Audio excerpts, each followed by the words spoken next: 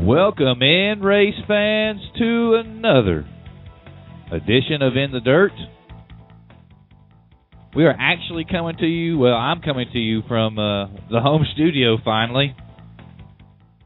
Not that Buffalo Wild Wings wasn't fun last week. It was fun. It was fun. I actually got to meet some dirt track fans of sorts.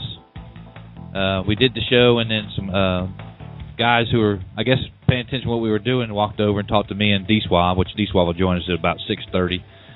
But come over and ask what we were doing. They'd heard of Dirt on Dirt. We were driving the van back from Arizona, and informed us that they weren't maybe the biggest of late model fans, but they had just got back from the Chili Bowl. So it was kind of neat to talk to some race fans out on the road. D-Swab was assisting. Of course, my co-host from nearly day one, Mr. Brian Gray, was also online with us. Speaking of Brian Gray. Hey, Will, what's going on, man? Kind of just glad to be back at the house. Got back Wednesday. Almost didn't recognize the place. I was gone so long. Yeah, it seems like hopefully this will be go a little bit smoother now that you're back. That was kind of a rough few weeks there with you on the road. So how was that? I mean, it was fun to be, like I said in the open, it was fun to be out and doing it. But it's short lived. I leave in the morning. Oh, so you're back on? That's right. You've got to go down to Florida for the big Winter Nationals deal, huh? So hopefully we can. Now next week I may. So I get down there, for the Winter Nationals start with the Neesmith Series. They actually had 65 cars there tonight for practice. That's pretty big. 65 cars showed up, and I know 2 cars that came all the way from Quebec, Canada. So that's pretty big. Who was that? That was Darren Peters and Jordan Peters. They raced the Crate Series Rush and another Crate Series up there northeast. They joined us on we debuted last Tuesday. Debuted the Neesmith Race Report, which is going to cover all the Neesmith, all the series that we have: 525, 602, 604. Of course, the newly created Bomber Series there in Mississippi, Street Stock, excuse me. And of course, we're going to incorporate all the Rush Series guys from the Northeast. So yeah, the Neesmith Race Report had like 800 listeners last week. Woo! I know. So what's the big breakdown for how you're going to be operating the next couple of weeks? I mean, we're going to see you calling in from a restaurant somewhere, or what about doing something from a racetrack? Well, Monday, I'm thinking about letting you and D-Swab just have the show. I'll help schedule the show out and guests and everything, and then you and D-Swab are just you're going to be turned loose on it. Oh, dude, so we can wreck a train in here. You guys have up to 120 minutes to do whatever the hell suits your fancy, as long as it doesn't piss everybody. Well, as long as it don't piss everybody off. So, if we wanted to have a drinking contest on the radio, we could do that? Sure. Drinking contest. Can we have porn stars? If you know any, have them on. I know a few. I really do. Remember, we can't use the holster word anymore, remember? The famous Stapleton Gray battle of, that was 2011. We've been doing it that long? It's been a while, dude. That was before last season, so that was 2012. So, yeah, we've been doing it that long. It's been that long. Wow. Well, thank you to you. So next week I'll do it. But a few days. I can remember missing the one day. I totally forgot. But so you had Kyle May. Hey, we should see if Kyle will come on. Hey, there you go. So we have Brian Gray, D-Swab, and Kyle May. Yeah, and I'll okay. We're going to take me and the wife and child. Brandy and Amy are going to fly down. We're going to have a little bit of a vacation down there since I've been gone so long. So I won't be able to call in Monday, but I'm going to have everything done for you. You just got to, I'll set them up, you knock them down. That'll work. We can do that. Couple things before we get going. Well, a couple things before we get going. One, over the course of the next week, me and you are going to sit down and we're going to put together our 2013 World of Outlaw Late Model Series preseason media poll. Me and you'll do that. So I'll call you one evening, or I don't know, one morning or something next week, and me and you'll have to turn that in here soon. But I'm going to include, since I got the invite, you got the invite. All right. So what do we got lined up for today? You got to give me a list of who's got coming on. Tonight I've been kind of excited. Tonight here about 3 minutes, we've got, of course, James Essex. He's joined us, 3 or 4 times on the program, but he's going to be on the program tonight just like he was last year, the same time basically, to talk about, looks like that's him calling in, to talk about the upcoming speed weeks for Lucas Oil, and then, of course, the upcoming season. We're going to have Jonathan Masters on. He was formerly of the IMUS trade show there in Indianapolis. Now he's moved over and he's with the Carolina Auto Racing Show. Talked to Jimmy Schultz today. He raved about... Maybe he can give us the rundown on what happened with that deal. Oh, yeah. That's definitely... we want him to promote the Carolina Auto Racing Show for sure, but I do want to hear the what happened to the demise because, I'm still not completely... I hadn't completely forgiven Tony Stewart for selling out on us. After that, forget, Chris Paulson was part of that too. Yeah, and Paulson. Yeah, but Tony alone. Yeah, but Tony Stewart probably had the most invested, I would say, out of all 4 of them. And remember, my stepdad works for Jeff Stoops, who's one of the 4 guys that owned the thing. So, and I know that dude's got a little bit of money, but they sold us out. Which I talked to Jimmy Schultz today of the Carolina Auto Racing Show, and they want to fill the vote. They want to fill the void of the grassroots racer. So we had a big powwow day. Hopefully, and that show moving to Charlotte. We'll let Jonathan tell us about it. Then we're going to have. Tell them to bring it on back to Cincinnati then, because that's where PRI originated. Went to Indy, then to Orlando. So bring it back to Cincinnati. We'd love to have them. Well, I don't think that you.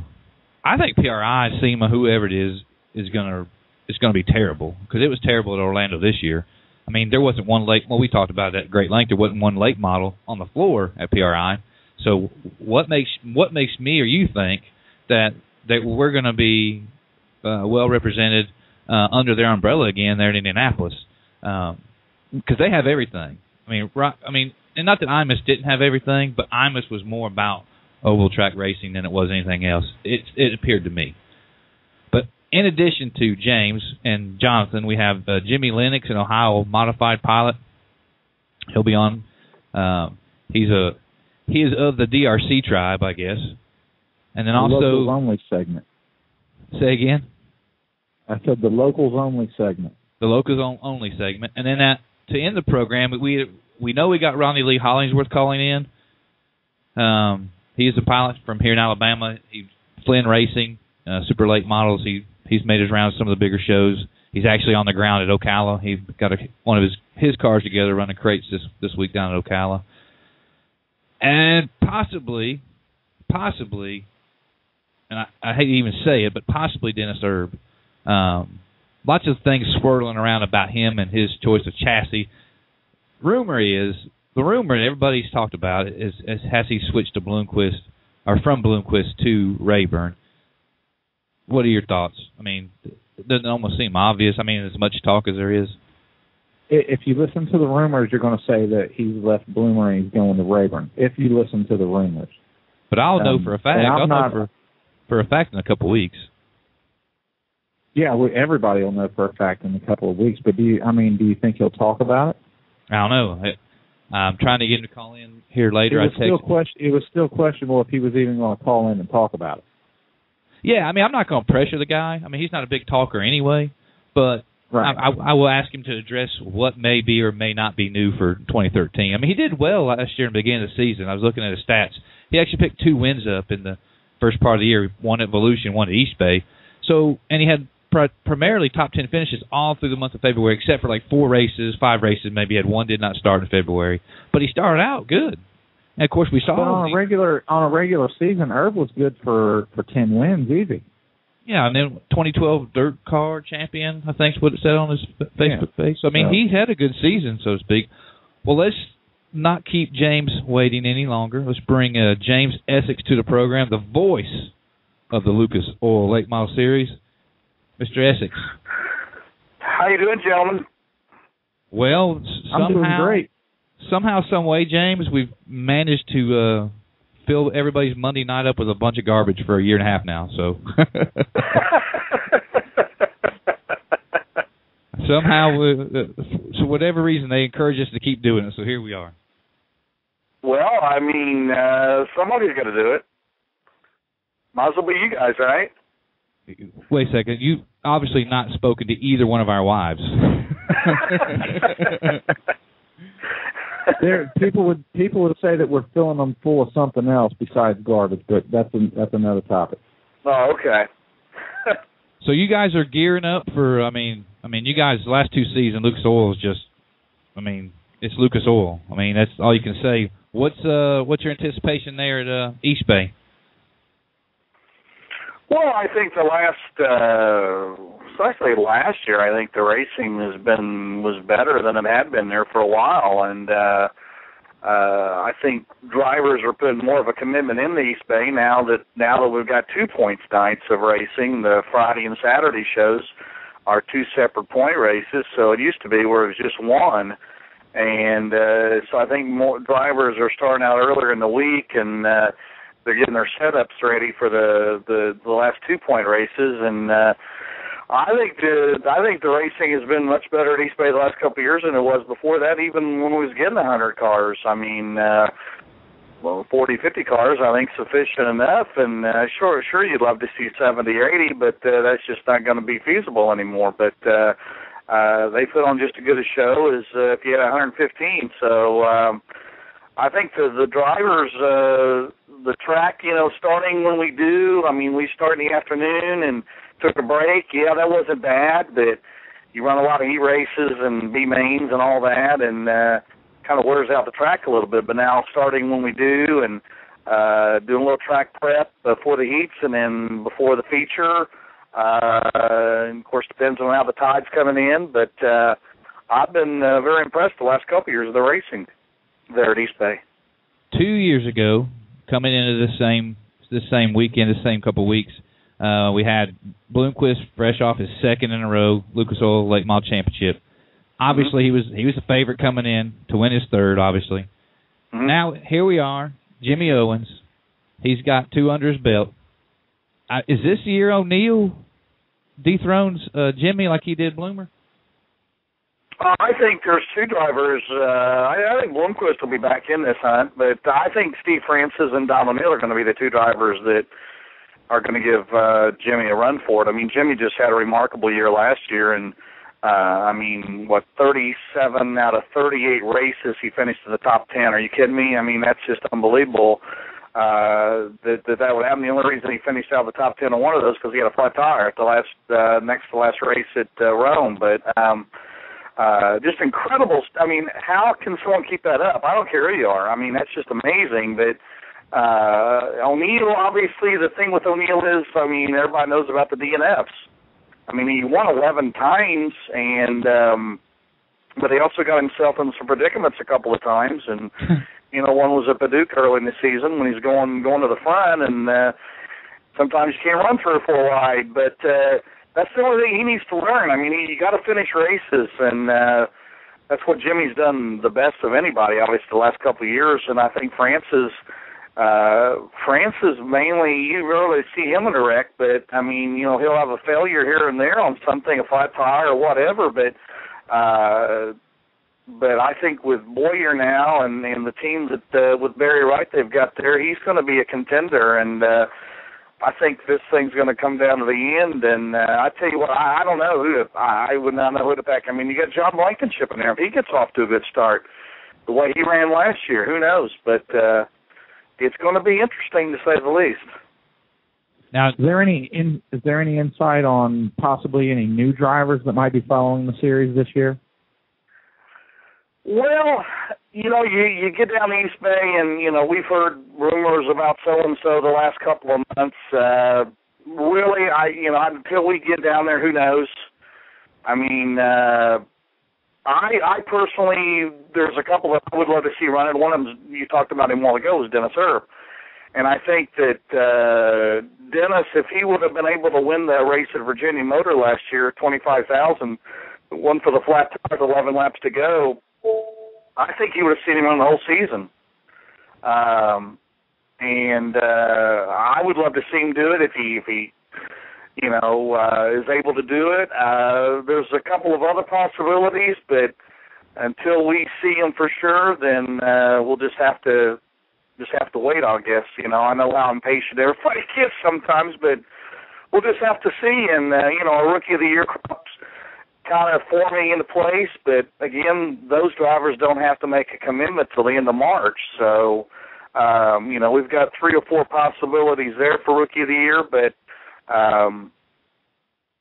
just have to see at that point who will be the drivers that will be running for the Rookie of the Year. Now, it seems like, Webb, that this weekend, like the Winter Nationals, is when you see the guys that come out and run, and they're not real sure they're going to follow the series, and then after they run at East Bay, then all of a sudden you hear these guys committing that this is what we're going to do the rest of the season. So that's one downside to this. Well, they got Volusia too. You guys have 5 or 6 nights at Volusia too. Well, no, Volusia is the UMP World of Outlaws, but basically we got 6 nights at East Bay, and then the last 2 are points races. So, and then our next race isn't until March 23rd at Brownstown, Indiana. But, it's you always have got a few that after East Bay that are running for a while, and then they'll drop off. But I think more and more with the way the sanctioning of the Crown Jewel races and the points fund and so on, that you could see a guy. I would love to see this dirt on dirt, this Crown Jewel thing that's now at $10,000. I'd love to see if you want people to get involved in that, bump that thing up there, $20,000 or $30,000 to win it. Then I think you would see some guys that maybe sort of run quote unquote an outlaw schedule. That don't particularly run a sanctioning body that would come and run with you, that would be enticement to do that. But that's yet to be, at least it's up from where it was, and, it can continue to grow, sort of like the Big Johnson thing that was out there several years ago. And this is just, we interview everybody from all walks of life and late models from all different, they race all different sanctioning bodies, but yeah. This is a question I got to ask. Some guys have complained about all the Crown Jewels being under the Lucas umbrella, and I'm not agreeing one way or another with that. I'm just saying that's some of the things that are being said. Give me something from Lucas that says, "Hey guys, come race with us." Well, I think the main thing is the track promoters. That's what they want. I mean, it's not like Lucas has gone out and offered these tracks money or offered this and that. These promoters are impressed with what they have to offer, whether it's television or, sure, Lucas has gone out and helped tracks with sponsorship, but it's not like we've gone out and leased tracks or paid tracks to run Lucas. I mean, that does not happen. But as far as that's concerned, I really, I'm just the biggest fan as anybody else. I mean, and I don't see what the deal is. I don't see where that affects. I mean, we go to Florence and we run the north-south and we do an invert. I mean, we go to certain tracks and we'll spin the wheel for an invert. There's other tracks that we do. We'll use our format. I mean, I don't see where it's hurt as far as the crowds for these races have gotten. I mean, Florence had the biggest crowd they've ever had. You can talk about some other tracks too. I think the thing of it is we've seen at the end of the year, guys, that the tracks that have run unsanctioned big races, they run into issues with tire rules and what was the sniffer thing? Well, I'm not really sure about that. I mean. Yeah. And are rules enforced properly? No, they're not. I mean, basically, they're letting them do whatever they want to, and there's not a set, stringent format or set of rules, and these guys are just And then basically that leads them to pay whatever they want to pay. And sometimes you'll get the tracks to where, yeah, first place looks great, and then they get the so-called Dolly Parton payoff then after that. And I think it's something that when you talk to the drivers, they prefer to have them sanctioned, quite honestly. Well, to be fair, I mean, with that question, to be fair, Brian and I in the show, we were critical of, say, Darrell Lanigan not showing up, for some of those races. We thought if you're going to be in contention for quote-unquote driver of the year, I mean, and he did go up against some other guys, but we were real critical about him not showing up there at Florence. It's like, what, 5 minutes from his house, Brian? Oh, absolutely. Right. Well, the thing about it, James, is that it seemed like these World Outlaws guys were intentionally just missing out on some of the Lucas races, even though they were close. I mean, I just can't see Darrell Lanigan not going to the North-South 100, regardless. I mean, that's his home turf. I would have came there and gave those guys a butt whooping. Well, I understand your point. Here's the thing: he's never won that race. I mean, that's where he started his career at. He's never won that race. That is a crown jewel event. I would have been more critical had I known that tidbit. I didn't know that he hadn't won that. No, race. He's never won the North-South, and it's disappointing to me. I mean, I like Darrell. I mean, I get along with Darrell. I always have. Back when, my goodness, when he ran Battle of the Bluegrass for a while and Northern All-Star races. I mean, I've known him a long time, ever since he started. Always have gotten along with him. Yeah, that's disappointing. Did it hurt the crowd? No. I mean, they had a record crowd. So I think with the criticism that he took for that and Knoxville, especially skipping out of Knoxville as well, which is a heck of a person, a heck of a format, and it's a great time and a great venue that people ought to be supporting. I think that you'll see him at those races this year. That's just my opinion on it. And basically what got me was he basically had the World of Outlaws title wrapped up. It wasn't like he was saving his equipment. That's exactly what we said. But that's another thing, too, that I don't understand is you got top-notch equipment. He's got a great crew. Why not bring it to Florida, and he'll show up in somebody else's car? If it's $10,000, $50,000, why not bring your good stuff? I don't understand that. That's up to him, but he's more than welcome to run as many Lucas races. He can run the whole series. That'd be awesome, but he's more than welcome to our races. All them guys are. But you got to understand, when you look at their drivers' roster, where a lot of those guys are located, they're not going to be coming to a lot of these crowns. They're not going to be coming to Wheeling. They're not going to be coming to Florence. They're not.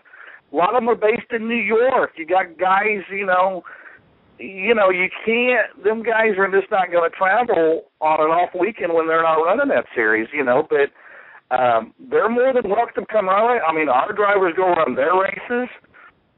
Yeah, that seems to be that's just the way it is.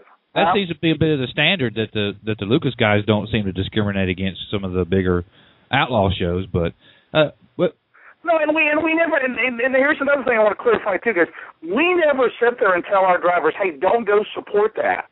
Don't go support Lernerville. Don't go support XYZ track." We don't tell our drivers that. I don't know if that's the case on the other side or not. I cannot answer that.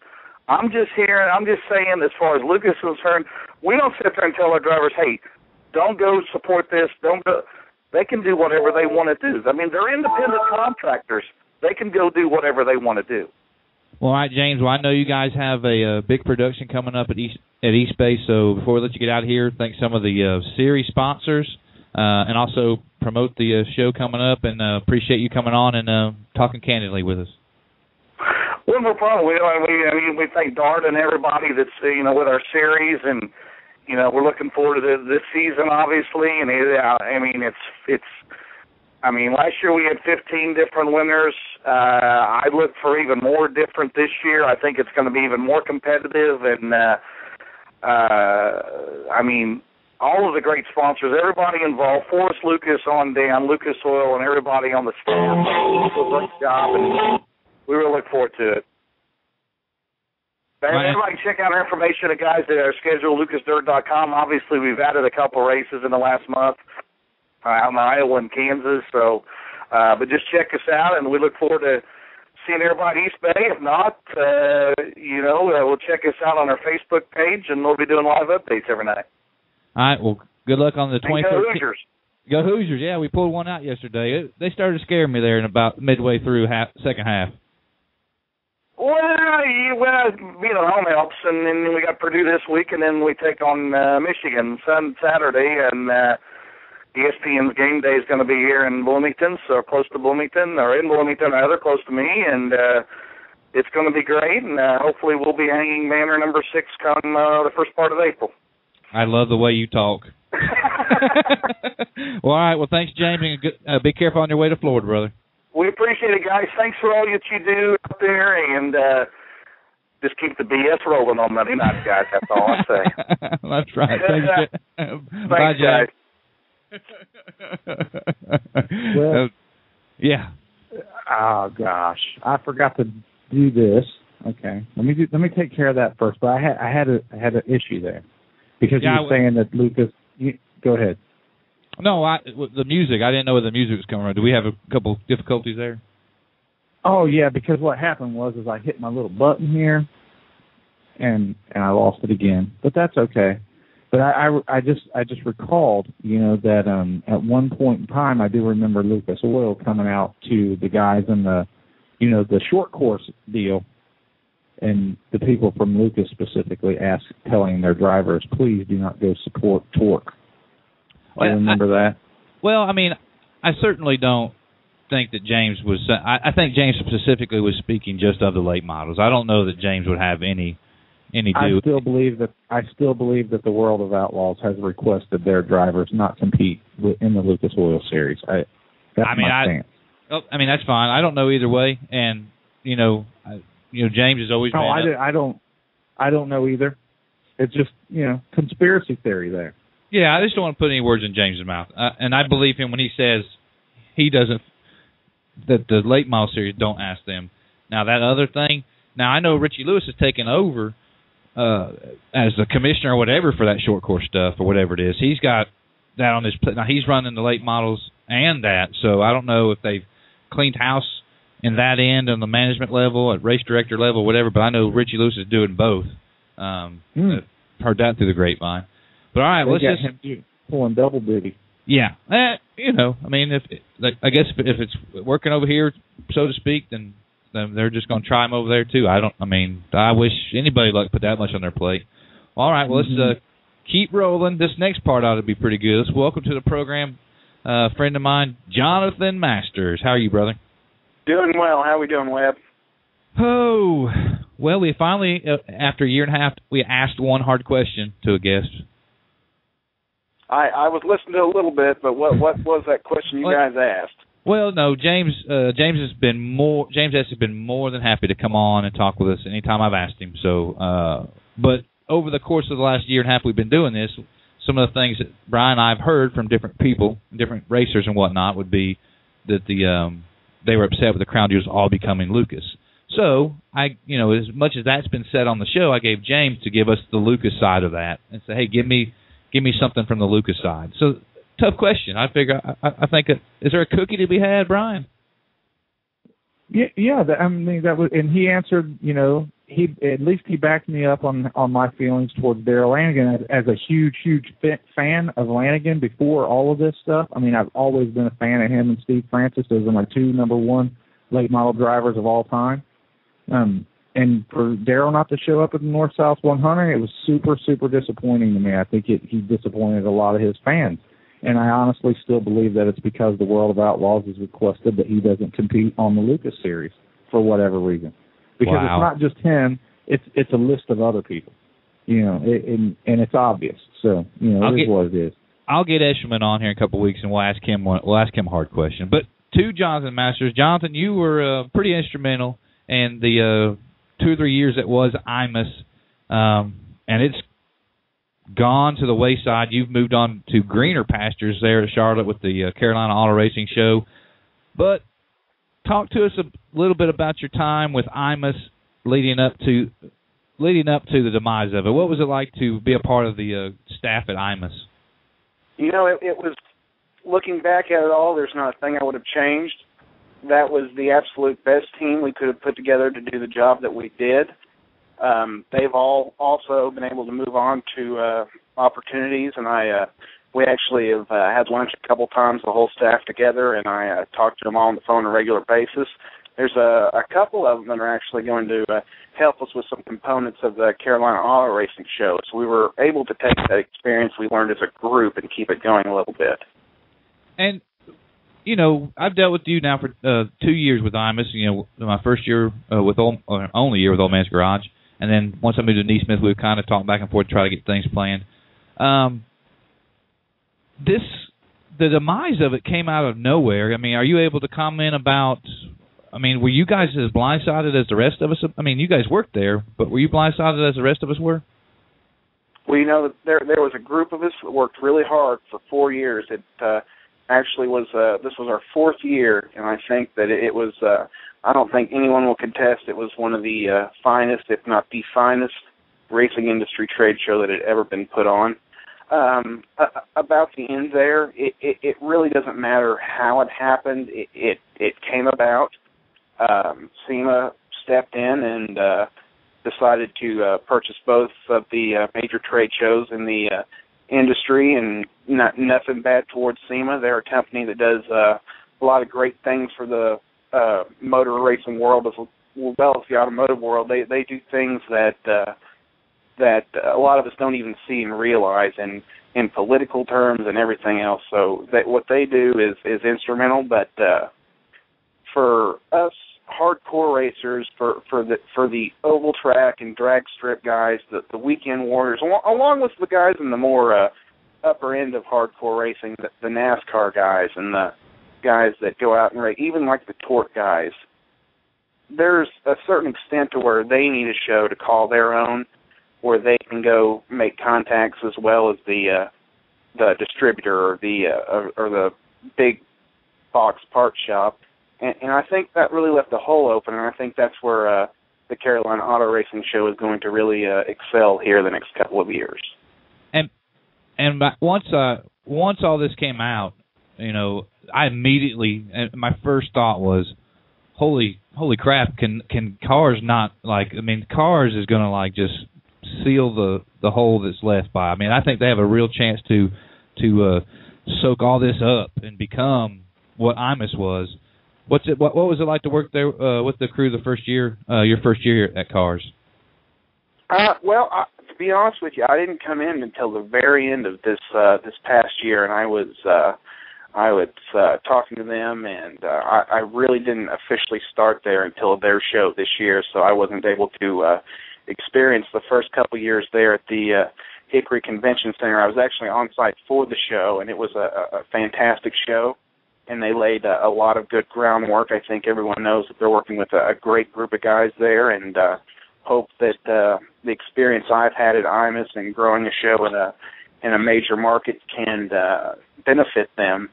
So going forward, I just hope that the Charlotte market is open to this sort of show, which they have been very helpful, and I think no one will say that the city of Charlotte is not one of the racing capitals of the United States, and really the only other logical choice for a major racing trade show in the U.S. Yeah, there's only 3, Indy, Daytona, and Charlotte, in no particular order. And I'll be honest, we went to the very first car show with Old Man's Garage, and come on the heels of the IMUS show the year we went, well, last year, anyway, 2011, 2012, whatever it was. But anyway, my exact words and the rest of the people that I talked to at the show, who were at that show and at Indy that same year, was that Cars was a miniature Indy. It was that well done. I wish I could have went to this one, but with moving to Charlotte, how much more room are they going to have? Because the Hickory Convention Center wasn't that big. How much more room are they going to have in Charlotte?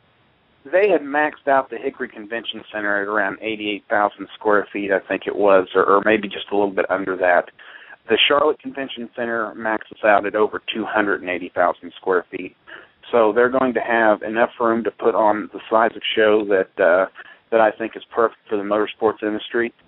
Just to give you a little bit of size reference, this was the very last year of IMUS. We were right in the 230 to 250 range. So it's you know what size of show that was. That was a great size show where a racer can go in, talk to his parts manufacturers, or a local parts shop can go talk to the distributors, or the engine builder can go talk to his component manufacturers and be able to see everyone without thinking of it as a chore. It was more of a business atmosphere than some of the shows that take up 1 million square feet or 1,000,005 square feet would ever think of taking. So I think the 280 there at Charlotte could be perfect. The city is very hospitable. They want to be a city that hosts a major motorsports convention. So I think that it's going to be perfect. Now and I hate going back to the IMUS show, but that's where I know you from. But the Hall of Champions deal at IMUS this year was just, and not just where you park the race cars, but the little recognition that the drivers from all walks of motorsports, it didn't matter your series affiliation. Matter of fact, Neesmith had 2 guys there. That was one of the most amazing experiences, especially for my guys from Neesmith who got to rub elbows with some of the best in the business. Something like that, is that on the board? Is that on on the minds of people at Cars to continue with something like that? Well, I know that you're in the group that knows this, but Brian or some others might not know.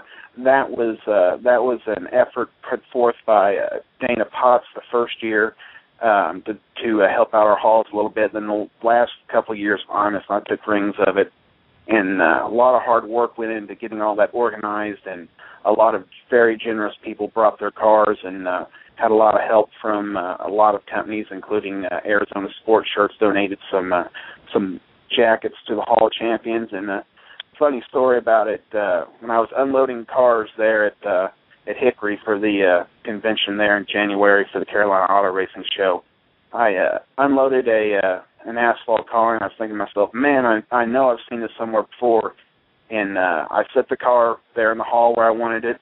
I came back around there, and that guy had his plaque that I had made for him at IMUS sitting up in front of that car and his Hall of Champions jacket on. So I unloaded that car twice in the same month and a half period to be put in display at a trade show. I thought that was, that showed me that those guys appreciated those jackets, and they appreciated everything we did there, and it made it worth it, Well, bro, let me tell you that Matt Turner, the Touring Series champion for Neesmith, and then Chase Washington, the Weekly Series champ, those guys were just beside themselves. They had I kind of gave them an idea of what was going to go on, and really I didn't know other than what you told me, so it was all kind of new to all of us, and I tried to get them there. Boy, I was worried to death we weren't going to make it, but we got them there.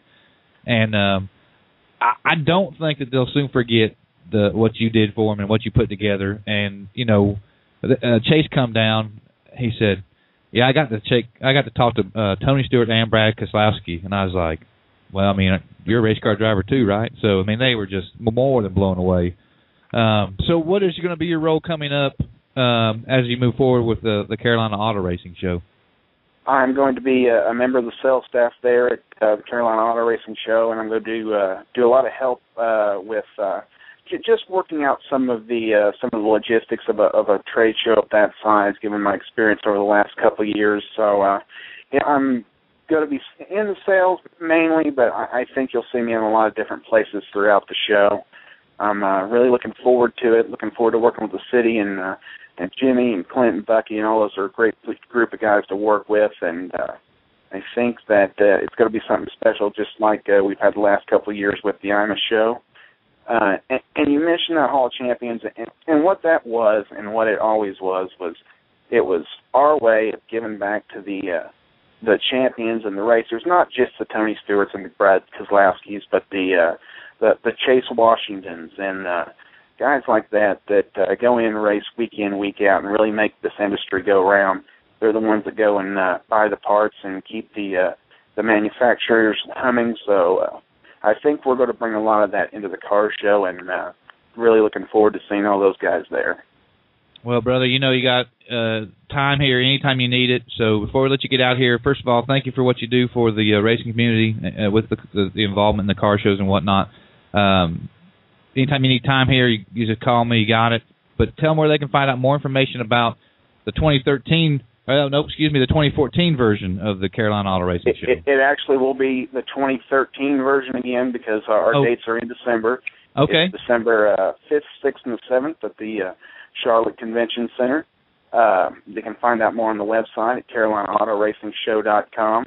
I don't think all the updated stuff is there yet. We're working on it, so by mid next month, we should be all systems go with all the information, including early attendee sign-up. So that should all be coming your way pretty soon. But before you let me off, I wanted to comment because you guys had made such a big deal about that question you asked James, and I just wanted to throw in a couple words on that. You have the floor, Jonathan. I know a lot of people have talked about the Lucas Series and taking more of a role in the crown jewel events, and the ones that like to complain about it, I went to a lot of Lucas races last year, and almost everyone I went to, I saw full stands. And those promoters that promote those tracks, this isn't some decision that's coming down from Forrest Lucas or a nameless series official. It's those guys that run those tracks are seeing profit off these things, and it's giving them money to run those local shows week in and week out. So I don't see any reason to complain when we see. There's nothing I like more than to see full stands at a racetrack. I 100% agree. And like I told James, the reason for the question was because we had heard, people. This show's about opinions, and people are welcome to share whichever ones they'd like to an extent. And that was just one of the ones we heard a couple times. And I got to ask, so I wanted, and you did a great job giving a Lucas side too. So I appreciate that. Like I said, sometimes you just got to ask those questions. That's what people want to hear. So. Hey, I'm not giving a Lucas side. I work in the industry. That's the industry side. From the industry side of things, I like to see full stands at racetracks. I don't care if it's World of Outlaws or Lucas Oil or UMP or whoever it is. As long as the track promoter is making money and he's able to pay his purse and keep the weekly show rolling, that's all that matters. And that's right. And I cannot agree more with that. And I've tried to explain this to track promoters when they talk about, well, we're not making money, this and that.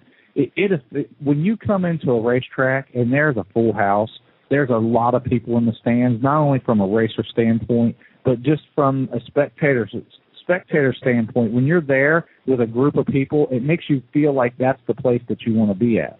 And some of these promoters I just don't think have that figured out. And they keep charging people $20 a ticket for regular nights at the races, and I just don't think that that's the way it should be. They need to come up with some way to get more people in there. If they have to give tickets away and make it up on the back end by selling hot dogs and popcorn, I think that's what they're going to have to do.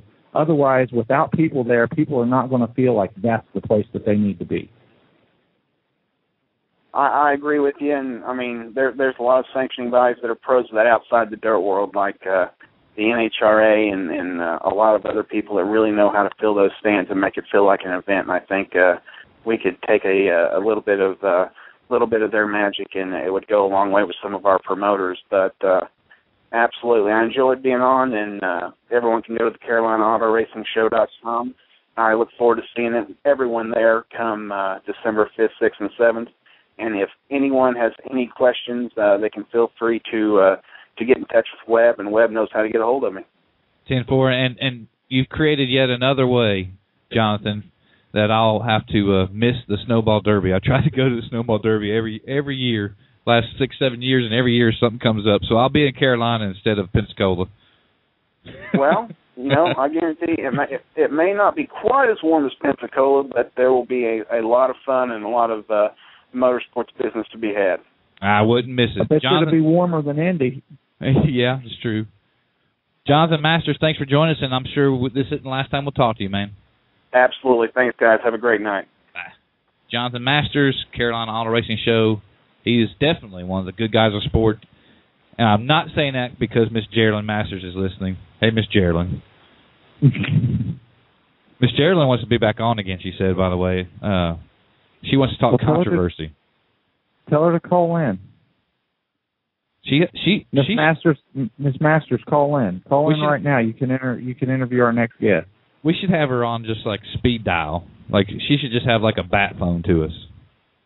I wonder if Sprint would sponsor us and give us a phone to send her, or AT&T. I don't know. We need to have. Yeah, I guess you just have to ask. That's the thing. It never hurts to ask. I wonder if they we may say no, but you never know. They might say yes. I wonder if we could talk her into having a segment called Miss Masters Moments, and then she can just talk about what she wants to. A Masters moment? Yeah. And I seen her at the IMA show, and I was like, you need to tease Keith and Tater that they haven't been on yet. And I even told Tater that. I said, you and your wife, your son and your wife has been on, but when are you going to come on? He's like, just call us. So Keith and Tater said they would. Well, he Tater, said just call us. Here, I'll find the number to Masterbuilt, and I'll call him. Is that okay? Well, no, not tonight. Let's schedule it. No, we'll just call them out of the blue. Say, hey, you're on the air. Well, let's not do that. Let's at least give them time to think about it. Let's bring our a new guy on, Mr. Jimmy Lennex. He's a big open wheel modified driver up around Ohio. Jimmy, welcome to the program. Hey guys, how's it going? We're just usually we're stirring the milk jug with a boat oar. I don't think we've done bad tonight. Have we done bad tonight, Brian? No, everything's been kind of staying out of the controversial segment. I was really hoping that Jonathan would have elaborated a little more, maybe, called a few people out, but he didn't. But I can understand he's got another show he's got to promote. So that's, I had a guy once tell me that, there's nothing you can do about the things that you can't do anything about anymore, so it's time to move on. Well, and Jimmy just moved on to the next thing. Oh, yeah, and I think he's going to be a part of, that Carolina Auto Race show, and I think I told you this before, that it all went down. I think it had the potential to be huge, but now it can grow as big as it wants to grow. Jimmy, you guys... They have their moment.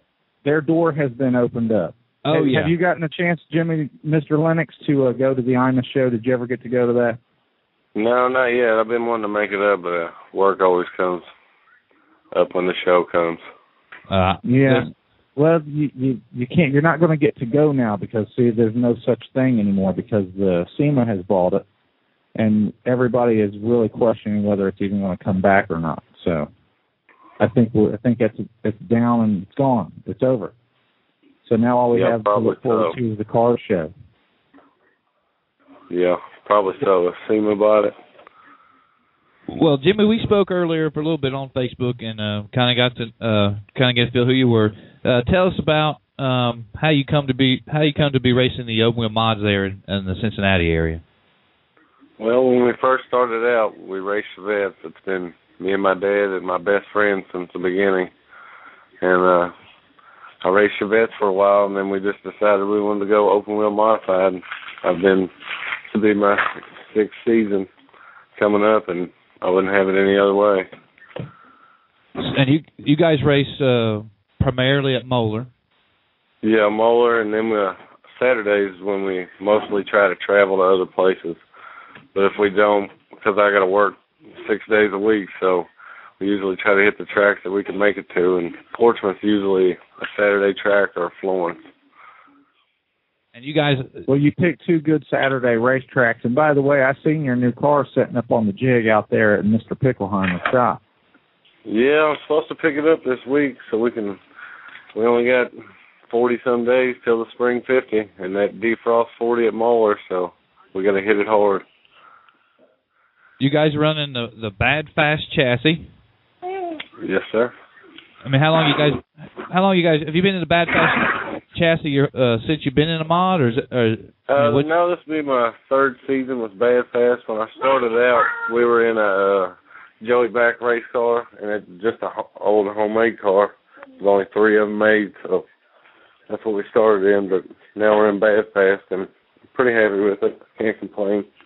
Had a lot of R&D to get to where we're at now, but I feel like we're moving in the right direction.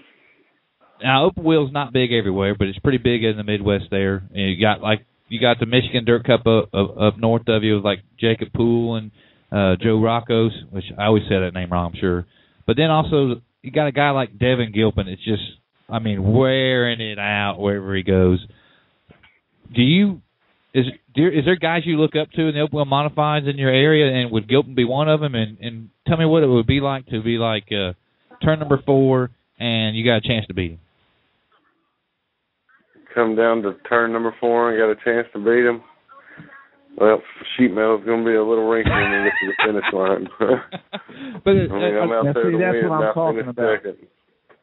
That's what I'm talking about, Webb. All these other guys that want to say they'll race a guy clean for the win, coming to the flag. I know guys that run late models that'll wreck a lap car to take the win. But is Gilpin somebody you look up towards as far as the way he runs his program? I mean, who are you modeling your program after? Well, a lot after them. I mean, I feel if I had the finances that he does, I could be just sitting in the same seat he is. But like I said, it's just me and my dad competing against that. And now we brought Wade Logan aboard. He's going to make our car look pretty sweet, and we're just ready to get the season underway. Are you going with the Aces and Eights paint scheme? Yeah. What have you seen there on Facebook? That is awesome, dude. I like that. Now, that's Wade's deal there. He made that for you, right? Yeah. He's an awesome designer. I mean, couldn't ask for any better guy.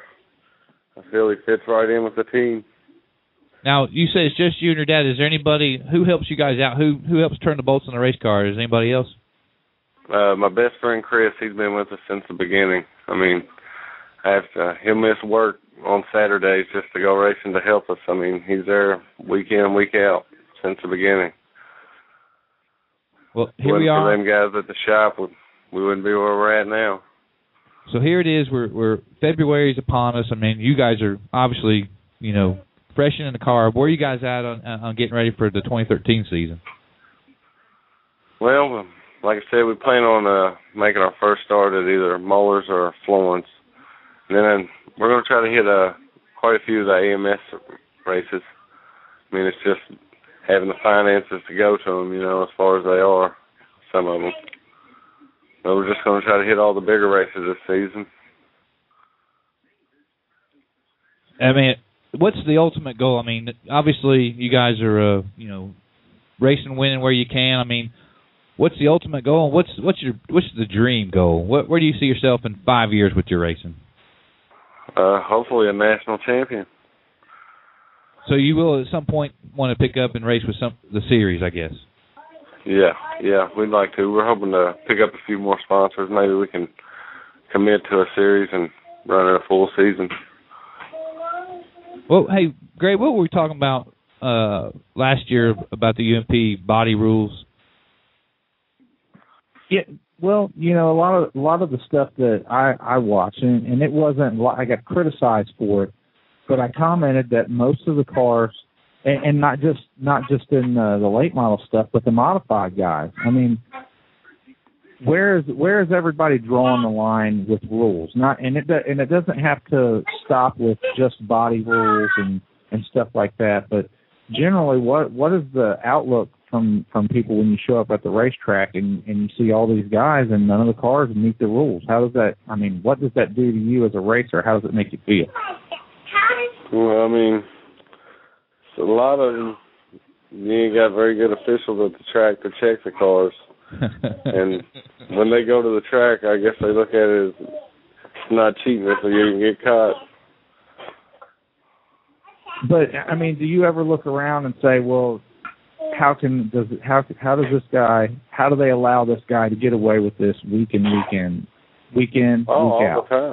All the time. Every track you go to, you see that. So is that one of the reasons why people give me such a bad rap, is because I open my mouth to everybody and state the obvious? Or am I just supposed to stay quiet and just let it go? Nobody's supposed to be quiet. They put the rule book out there for a reason. Well, then answer this for me, Jimmy. When I go up to other modified drivers, and the big thing that we talked about early in the season was Devin Gilpin's diffuser that he had inside of the car, inside the body panel along the engine. Now, if you look at it now, his car was at the Army show. They've got that cut down into a smaller version. But halfway through the season, the thing nearly ran all the way to the back of the car. And when I brought that up to a couple of the modified guys, they were like, oh, just leave that kid alone. That kid was out there beating all you guys with illegal equipment that he shouldn't have been allowed to compete with. Yeah, I mean, I'm not happy about it, but anybody you tell, it's just out one ear, in one ear and out the other. Nobody pays attention to anything, I don't guess. Well, and obviously it sounds like you've got a concern for it, so you see it. So next year when I come out there and I see somebody with some messed up stuff and everybody says, "Oh, just let that kid go," can I come over to Jimmy Lennex and say, "Hey, Jimmy, I need you to take that guy out"? Well, yeah, sure. Is that something we can work out? Well, I mean, sure. I'll give you the flag. I mean, you know, I'll give you hand signals and everything. Yeah, there wouldn't be a problem with that. Cool. Now, see what kind of deal we got worked out, Webb? I don't. We're gonna have some fun this year. I don't know if I like you making deals.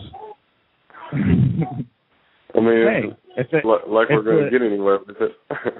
If the tech guys ain't going to enforce it, then why they ain't going to throw the black flag on Jimmy Lennex? He's just going to eliminate a problem, right? That'll allow him to get more wins.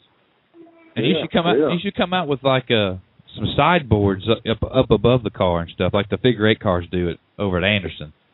Yeah. I mean, the hillbilly tech guys you got at Moeller, I mean, I'm sure they would know what they were looking at. That's it. You are exactly right. Well, I'm quoting you, Jimmy. That's not but the hillbilly tech guy's not going to be a fan of the show anymore. We don't, Webb. The hillbilly tech guy knows he's a hillbilly tech guy, and he don't care. But that's terrible. What do you mean? Well, it's terrible if you got a guy called a tech guy and he don't do nothing. I mean, at least. Nearly every sanctioning body in the country's got a tech guy that doesn't do anything. Whoa, not ours. Ours. I didn't say every. I said nearly every. Okay, yeah. I mean, because Tim Sims took a beating because of the National 100, but he's consistent across the board. He's the same every time. So Tim Sims should carry a cattle prod around with him. He'd use it if he was said. If Mike Vaughn said, "Listen, if those guys give you any lip, shock them," I think that he would do that.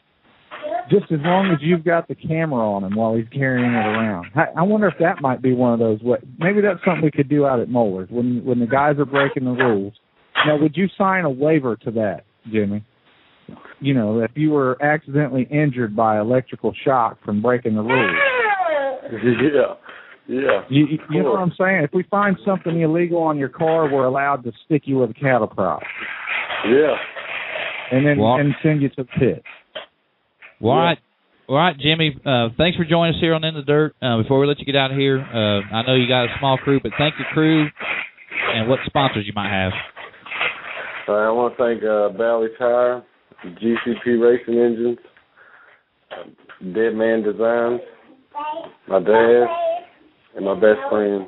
I mean, all the guys are there for us week in, week out. And the DRC for bringing us such kick-ass videos. Well, we'll keep an eye on what's going on with you this year and maybe have you back on after a victory. Sounds good, man. That'll be pretty soon, hopefully. Hey, Jimmy, I have one more question, though. We going to get you to fly the BGR Army decal on your car this year? What is it? You got to get the BGR Army decal on your car this year. You know, since we're going to work out that deal when guys are breaking the rules, that we're going to punt them. You have to talk to the Rat Man. The Rat Man's going to be calling me to print it. Well, you talk to him. He's the one doing it. All right. I'll tell him it's got to go on there somewhere. Jimmy says it's okay. All right, Jimmy. We'll talk to you down the road, buddy. All right, man. You guys have a good night. All right. Well, let's keep going here as it's. I like the cattle prod idea. I don't know the other drivers. It might cause more fights than it's worth. Hey, evidently the lap times are pretty fast down in Ocala. I'm getting some information from Mike Vaughn. One of a kid from Quebec looks like, from what I'm reading, maybe one of the fastest. Now this is all unofficial, of course, but his name is Jordan Peters. Looks like Mike Pager Jr. is third. Darren Peters, which is Jordan's dad, looks like to be third. Fifth quick would be Rambo, and it looks like Jonathan Davenport would be sixth quickest overall right now. But let's bring Ronnie Lee Hollingsworth on. He's at Ocala. Just got out of the race car. Ronnie Lee. Hey, you with us, buddy? Yes. Yeah, just barely. So you just got out of the race car. Is it fast down there tonight? The track tonight, it was cleaned up.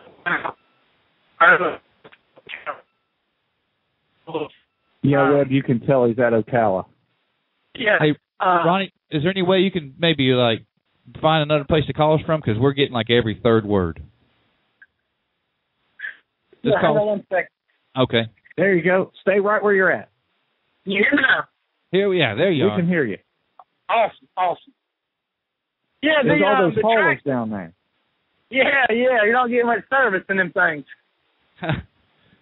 So tell us about the track. They practiced on it yesterday, and they didn't do a whole lot to it today, so it was kind of slick when we started, and now it's actually rubbered up, so the lap times are kind of falling a little bit. I definitely don't think this will be the condition we'll see for the next 5 events, or at least I hope it's not.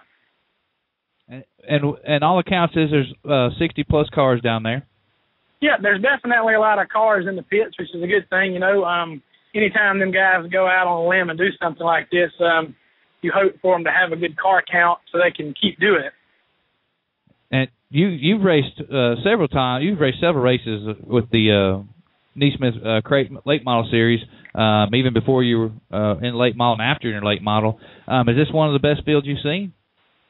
I think the crate deal is a positive. I've told everybody, I definitely think it's kept our regional and local guy in the sport a whole lot. And then when it's times like us and Davenport and all them guys can fall down, anytime it's going to pay good money, we're going to drop down and run them. But it definitely they're doing a good job here. That's right. Now you guys, you've had a successful late model career the last 2 or 3 years. What's up for 2013? I know there's been some changes. Yeah, I've been driving for Tony Flynn out of Oklahoma, and just some stuff coming up. He actually works overseas in Egypt, and he wasn't going to be home much this year, and he needed to scale back. Didn't want to quite race as much with him being gone, which I fully understand. So we kind of parted ways at the end of the season. He's still helping me out this year on my own team, and I started out my own team, and it seems like in the past month things have really fell together for us. So we've got some pretty big plans this year within the past 3 or 4 weeks. We're going to do this deal here, and then we're going to go down to Tampa for the Lucas stuff and just kind of come out of Tampa and see how everything's looking. We're definitely going to get to race a whole lot more than what I was expecting to. Now, you guys, granted, you over there at Magnolia, Columbus, down at Wynot, that's your home turf, away from Northport. But there's more things going on in your guys' shop than just late models. I've seen pictures. What all comes out of that speed shop of yours? Man, my dad has sold his business here about a year and a half ago, and we actually we build race trucks. My dad's an awesome fabricator, so we really do anything that you can do in that thing to make a buck, really. We do any kind of fabricating, building tire carts, pit carts. He's even built a race rig for a guy. Like I said, we do them race trucks. He used to do that about 10 years ago. So we do that, and I also, through the winter here, started putting on bodies and working on people's cars. So it's really anything we can do in there to keep the racing operation going. And I hate to think of you as a Mississippi guy, because I know Roll Tide, by the way. I know how about that? I know you're an Alabama guy, but you just, when I think of Columbus and Magnolia, you're right in there with all the guys over there. What about that area from Tuscaloosa over to Columbus and down to Meridian? That area has so much freaking talent. How do you explain it? Man, I don't know. It seems like, of course, with the economy and all slowing down, everything slowed down a little bit. But whenever we was growing up running them tracks, you would have 30 and 40 cars there for a 1,000 to win local race at that Columbus. That Columbus and Magnolia is kind of considered my home track, so that's our closest track by, But just there's definitely been some good drivers come out of the area there that you local race with, like your Bud McCool, Chris Wall, and David Brazil. There's been a lot of drivers over the years that's been able to leave and go be competitive kind of out on the road some from racing them local tracks right there. Hey, you mentioned David Brazil. I actually put it on old David at a go-kart track in Tucson last week. Good deal. well, actually, his crew finished 1, 2, and 3, and I was the highest finishing media member. But I don't think he had a go-kart that was as quick as the top four. But yeah. Yeah. Anytime I lose in them go-kart races, I always feel like they're rigged anyway. well, they listen. None of these karts were even. They definitely weren't even. But what was great is we felt like we were underdressed because him and his wife they walked out in full freaking fire suit garb, and I was like, we are fixing to get our what knocked in the dirt because here comes race car driver. We had fun with David and his crew. Corey Smith, I think, is one of them. You know him, don't you? Yep.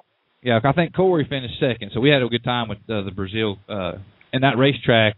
I mean, I think we had top speeds, and some of them were about 40 mile an hour, 45 mile an hour, so they weren't like toys. We weren't at a putt-putt go-kart track. Well, all right, brother. Yeah, that's good times out there in Tucson.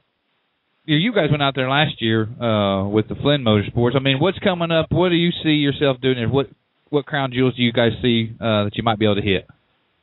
Well, as of now, we're actually going to try to race as much as we can. We get back home, and there's a 16,000 at Green Valley here coming up in the next few weeks. And then we have a 10,000 after that over in Louisiana. Then we have a couple World of Outlaw races. We're going to try to go to the Dream, the World, the Topless, to Show Me. We're really just going to try to get out and race at the way everything's looking now. Like I said, I had some stuff come together. Jay Sparks Motorsports, and NXS Power Lines have came on board, and it's really been a huge help to us, and he's wanting to get out and race a little bit, so we're all for it. So that's the plan as of now, is to get back and get regrouped the next after this Tampa for a few weeks, and then get ready to kind of hit it full blast. Well, all right, Riley, won't keep you. I'm actually going to be heading out in about 8 hours. I'll see you at lunchtime tomorrow sometime. But before we let you get out here, I want you to thank some of the crew members that helped get this car put together for the Neesmith races, and also thank some of them sponsors. Yeah, I've had Jake English in the shop there. He's been with me probably about 5 months now. Been there all winter. He giving us a hand, and of course my dad. Then I had a buddy of mine come down for this trip with me, Zach. And I can't thank my sponsors enough. Like I said, going back out on my own and doing all this together with PJH Enterprises, Sparks Motorsports, Pioneer Roofing, Ellis Weldon. Man, there's so many product sponsors that go to Extreme Graphics that put this deal together. Nobody really realizes, that you can't do it without all them guys. It costs so much to travel up and down the highway to come to these events like this. That you got to thank all them guys a ton for helping us and giving me the opportunity to do what I love for a living.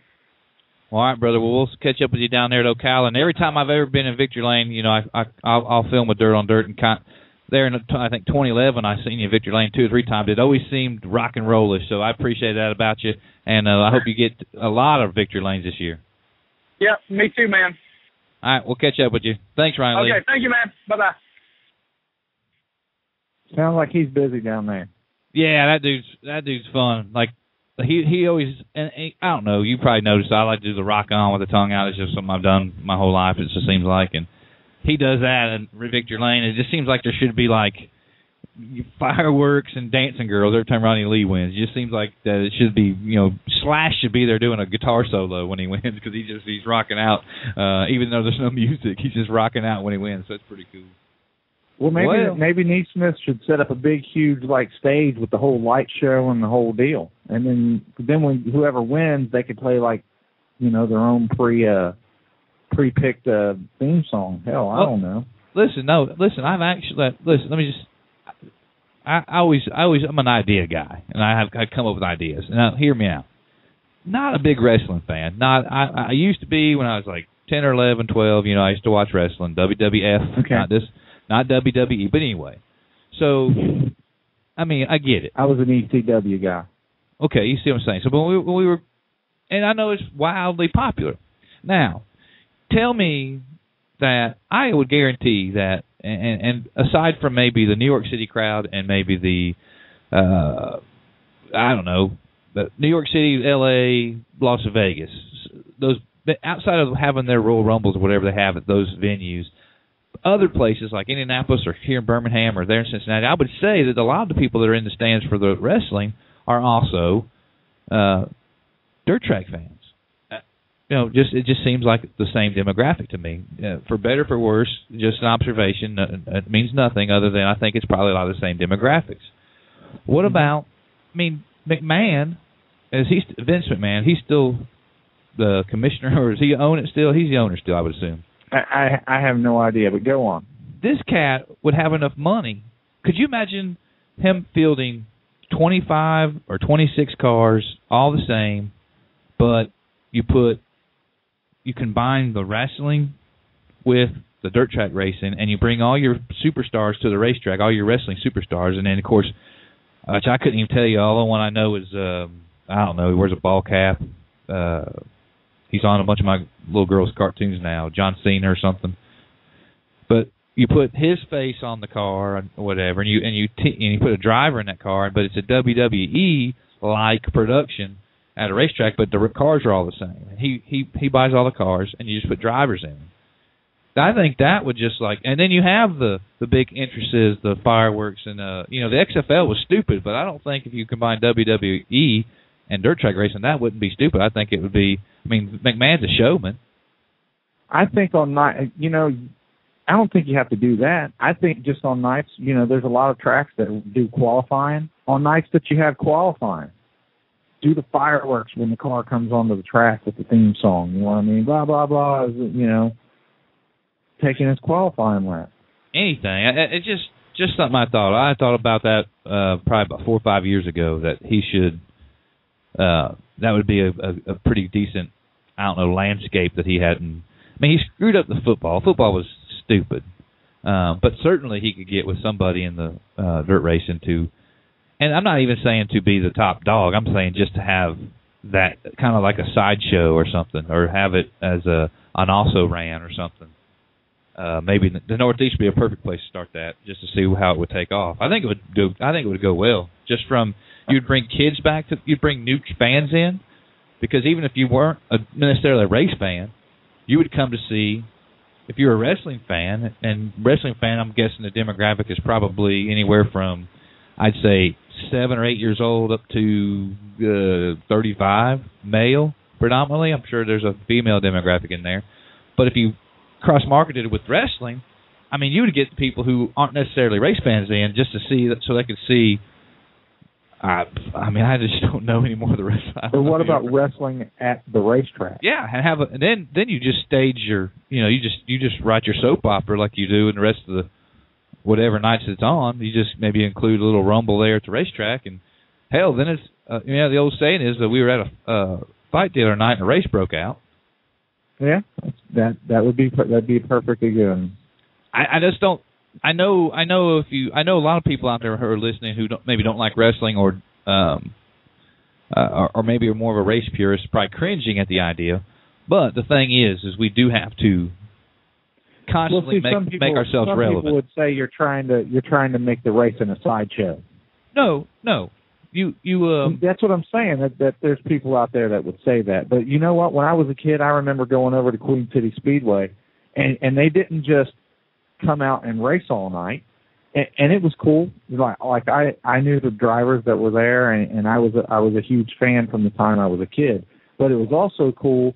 Like one night in particular, I remember, I believe Sally Fields and Burt Reynolds showed up in the Bandit car, and they played like a scene from Smokey and the Bandit at the track, like with the cop chasing the bandit. Well, yeah, look, and that's totally. I'm fine with that. But look at Humpy Wheeler. He made his whole career off doing other things besides racing. He had to make it more of a show. And don't get me wrong, I don't want racing to turn into a stupid wrestling soap opera. I'm saying, from a fan standpoint, it's just like Monster Trucks. Monster Trucks came to Green Valley in 2008 when I worked there, and literally, you could hear. It sounded like a college football game. How many fans were there? And like when the first Monster Truck revved up, I was back of the pits near the main entrance, just looking at the crowd. And honest to goodness, I'd never heard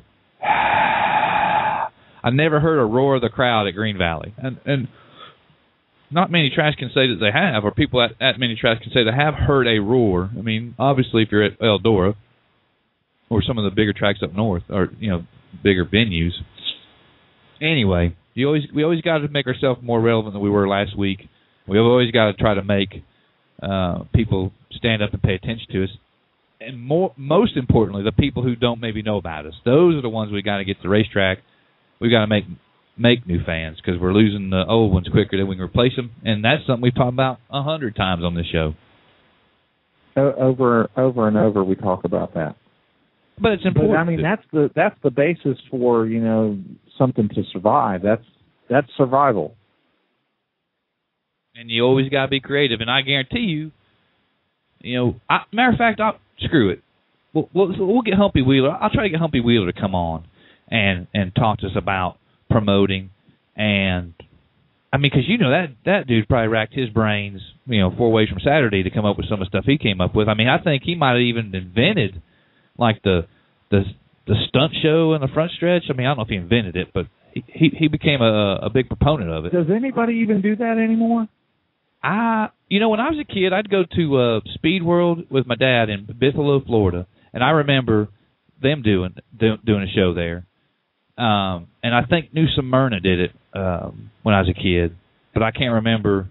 I know for sure Buffalo, but I can't think of a group out there that does. I mean, I'm sure they exist. I mean, you got like that Tyrannosaurus Rex that eats cars, which is cool, right, and that's like a staple for the monster truck stuff. But like, this is what I was saying when I was a kid. The only place I can remember going and seeing like a sideshow during a night of racing was at Queen City, and no place else done it. I don't remember ever seeing anything at Lawrenceburg or Florence or even Eldora.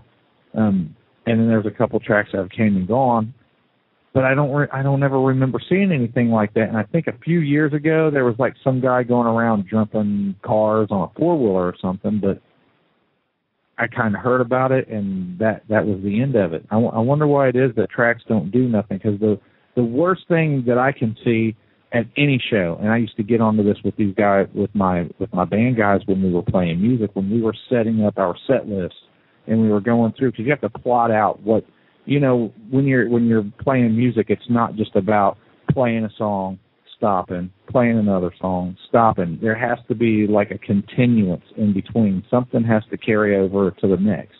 And it seems like on any night of racing, the worst part of the night for me as a fan, if I'm there in the stand, is sitting there during intermission waiting for the features to start. I can't agree more. And it's not that you have to have it every week, or one thing is I say don't have an intermission. I mean unless you just have to rework the track. But no, you definitely have to. It's got to be entertaining. We've got to do things to entertain the people now's attention spans are short. They're predisposed to many things that they're desensitized to. That's another thing I think. I think that there's so much else going on that they're desensitized to the excitement and the actual danger that there is, in automobile racing.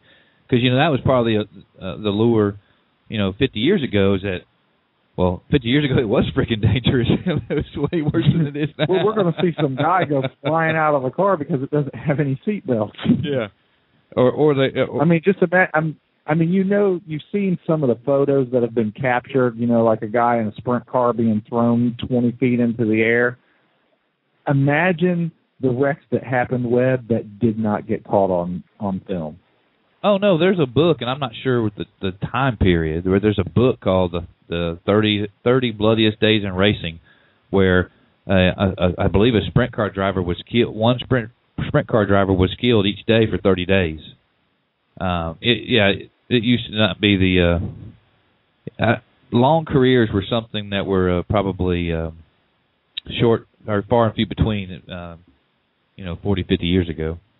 Well, all right, dude. Well, here we're 20 minutes after the second hour, and I tried to see if Herb was going to call in, and basically, and I meant to ask James when we had him on, but the rumor has it that Herb's entered the Rayburn chassis into the Lucas Oil Chassis Challenge. I guess that's like, the manufacturer's award or whatever. Well, that would be it'd be on the website, wouldn't it? I would think so. I'm looking right now. LucasDirt.com. Yes, LucasDirt.com. So, well, I'll just look and see. And there's tons of, and he said that he's got to make a decision here soon. So I should run into him. Maybe I can talk to Herb again and see if I can get him on. I should run into him between the 18th and 23rd of February when I'm down there at Volusia. And I'm looking at it right now, and it's called the Olin Shocks Chassis Builders Challenge Points. And there is no Rayburn on here. Well, like I said, you've got Bloomquist, Masterbuilt, Barry Wright, Rocket, Longhorn, and Pierce. I'm almost 100%. But hold on, there's points. So this must be for last year. It must not be updated. Must not be updated yet. Yeah, I'm pretty sure. I'm pretty sure that they threw their hat in the ring for that, and but it won't be a secret come not this week but next. They'll be wide open. No, because everybody's going to know. I mean, I've heard, like I said, if you believe the rumors, you're going to see Dennis Erb in a Rayburn car. I'm going to go ahead. I'm going to go out and limb. I have failed to see any pictures. I'm 99.9% sure. I don't have any nines you can put behind that, but that's how sure I am. You're not 90%? I'm freaking like if the wind blew right now, I'd go right over to 100% sure. I'm still looking. He'll be. I'm on CJ's Facebook right now. There's no cars. I've heard from a reliable source too that he's going to be in one. And guess what else I've heard? I can't even believe we haven't been blocked from CJ's Facebook page. I heard that it wasn't a swing arm car. Well, there's another rumor too that's interesting. And can I say anything? There's another rumor that's interesting, and I know that we probably lost a lot of listeners to this point, so that's probably better. But there's also a rumor that there was a little bit of a conversation/confrontation between Herb and one dirt track hero. That don't get old, does it? No, that was one of your greatest. That was one of the greatest things you ever suggested. Well, I wish I could tell you all the people that's ever sung it to me, because the people who sang I wish you would let me record some of those other ones that you wanted me to do. No, I mean, well, we can't. Which ones are you talking about? We'll do a million of them this year. It's just time wise right now. I want to do the Preacher Man one. Can I do that one next? The thing is I'm not going to take the time to do it if you're not going to play it. Yeah, well, see, I'll figure. The last time we did Rumor Mill Theater, it was bad. I mean, it wasn't bad. I mean, we only pissed off 5% of Whiteland. Dude, I've got some good ones for Rumor Mill Theater. I figure once we get, because that wasn't any. I mean, listen. One of them involved a hooker and a cell phone. No, my God, no, we can't do that. Oh, my God. Oh, Jesus. I don't even want to know the rest of that story. I don't even want to know. But the people involved in that one know exactly what I'm talking about. No. They're freaking right now because I know. Oh, my gosh. So anyway, I figured by March, because we'll get back, we got 2 or 3 more shows on the road. Let's see. Actually, I'll be home the 24th, which is a Monday. So the 24th will be the next show we have here at home. So the next 2, I guess, 3, I just have to look at it. 2 would be on the road. But we need time. We need time to plan the Rumor Mill Theaters. I got told by somebody in the industry that we could probably make some good money outside of dirt track racing with our skits. And he even used the words Saturday Night Live, and this guy's one of the most respected whatever in this. I'll tell you offline. I can't tell you online. But when he told me that, I was very flattered. And I go, but it would be no fun to go I mean, it's fun to do it here. I mean, I love the sport. It's very fun to do it here. Yeah, I love the sport. The best thing is that you know what the best part about everything is that everybody thinks that nobody tells anybody anything. Yeah, that's one good observation about our sport. People think and whisper things. It's just like, you know, I read. Now, I don't know the whole story, but it's like the city of Hamilton. It's a small town. Oh, I got a good one. I can't tell you about it online, but I got a good one. We got to talk after the show. I got a great one. This one will be awesome because the action that took place took place in a public forum. So and in front of a bunch of people. So I think alcohol was involved. So that makes it good. But I think that's the perfect this story, and I'll tell you. But I got a perfect one for our next one. We got to do it. I mean, we got to do it. Okay. Before we get out here, I'd like to thank. Oh, another piece of news. InTheDirtRadio.com. It is shortly going to be ready, and we're still going to do Blog Talk. We're still going to do all our live broadcasts from Blog Talk, but the listeners can have a more direct place to catch In the Dirt. So InTheDirtRadio.com is a. I don't know exactly how long it's going to take to be ready, but we're over 50 or 60% there. So in the coming weeks, we'll have InTheDirtRadio.com. So go ahead and bookmark it now. BGR, of course, have a place there. We'll have. Also, I'm gonna bring back. I don't know how often, but I'm gonna bring back what's called Late Model Rewind. I started that a couple years ago. But I like to bring that back. I got a whole archive of old races, so hopefully I can bring some old races to everybody. And then before we let you get out of here, also I'd like to thank everybody that joined us tonight. James Essex with the Lucas Oil Late Model Series. Of course, Speedweek's coming up for them. Jimmy Owens, you know, he went over to Australia. I don't know if you know this, but he went over there and won a super sedan race just the other night. That's where the driver's on the right side of the car. And he went over there and kicked ass and took names, so he can drive anything. I also like to thank Jonathan Masters with the Carolina Auto Racing Show. That show has the potential to be one of the biggest in the country. And with guys like Jonathan Masters, guys like Clint Elkins and Jimmy Schiltz running the show, you can be assured that it's going to be a grassroots racing show and a hardcore racing show as the IMA show goes into the abyss. I don't have that much faith in SEMA and PRI because I went to PRI show and it was terrible. So I don't have any faith in them. Well, I don't have any faith in SEMA putting on a show for racers. No. Not that SEMA can't put, but you know, when you go to the SEMA show in Vegas, it's more or less a novelty if you're a hardcore race guy. So that's an overall. You know, it's an overall industry. I mean, it's not just anything with four wheels and performance parts. I mean, it's also right, and it's not just bolt this on your car. Like that's really what a lot of these companies at SEMA do. They provide, you know, aftermarket parts. That's what they are. They are an aftermarket organization.